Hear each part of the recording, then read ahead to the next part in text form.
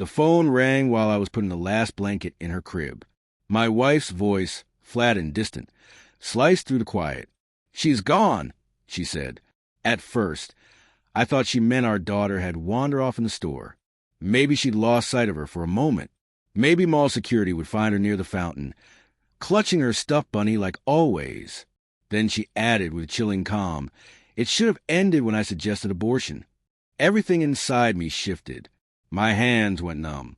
By the time I reached the mall, security had already sealed off the area. My wife sat on a bench, legs crossed, scrolling on her phone. No tears, no panic, just that unsettling stillness. A guard pulled me aside. "You need to see this," he said. The monitor flickered to life.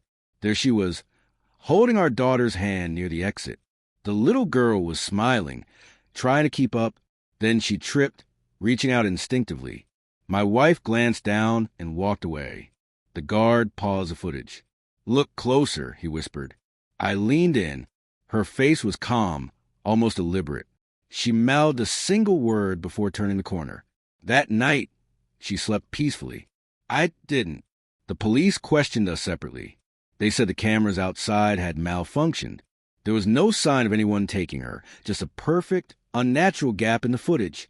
When I confronted my wife, she said casually, "You always needed someone to blame." There was no defensiveness, only boredom. Years of resentment and distance had settled between us. I'd noticed the way she stopped saying our daughter's name, the way she rolled her eyes at her cries, the way she laughed at my jokes alone. But I couldn't accept it. Couldn't believe anyone could betray their own child. I replayed the footage obsessively, searching for a shadow, a stranger, anything. But every frame pointed back to her. She hadn't lost our daughter by accident. She had delivered her to someone. And for the first time, grief turned into something colder, purpose. I began digging where the authorities had stopped.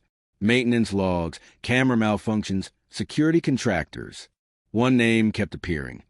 A man who had been her co-worker, the one she said was just helping with invoices. Digital breadcrumbs revealed a plan. Deleted messages, late-night bank transfers, secret accounts. Months of preparation. Every trail led to him. Every transaction pointed to collusion. I stayed calm, pretending to agree with her, pretending to forgive. At night, I studied her. Every twitch of her jaw, the subtle rubbing of her ring finger when she thought no one was watching. I memorized her patterns as she had once memorized mine, the patterns of trust and deception. 3 weeks later, an anonymous email arrived. Subject line, "You deserve to know." Attached was a photo of our daughter, alive, sleeping in the backseat of a car. The sender was him, her lover. That night, I showed her the photo. No words, just the image. She froze. No tears. No denial. Only the flicker of fear that comes when someone else holds the script. "Where did you get that?" she whispered. I didn't answer. "You don't understand," she tried. He wanted. I raised my hand. "Don't finish that sentence." For the first time, she obeyed. 2 nights later, I handed the authorities everything. Bank records, text, security footage. Not the photo, that was mine alone. At dawn, they raided his apartment. He was dead, gun in hand, laptop destroyed. His suicide note named her as the orchestrator.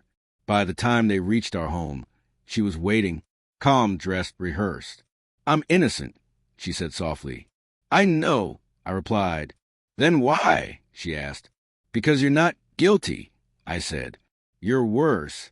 Her eyes went hollow. "You don't get to decide what happens to me." "I already did," I said, turning away.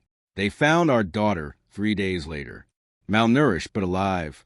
She remembered little, just that her mother left and a kind man went to sleep forever. The trial was slow, but justice moved. My wife's name filled headlines, calculated, remorseless, unfit. People asked if I felt vindicated, if I could forgive. I said, "Forgiveness isn't the opposite of hate. It's the absence of it." Now, some nights, I sit beside her crib, tracing the invisible scars left by time, fear, and betrayal. There's no peace yet, but there is quiet. And after everything, quiet feels like victory. I didn't lose my daughter. I lost only the illusion of the woman who pretended to love her.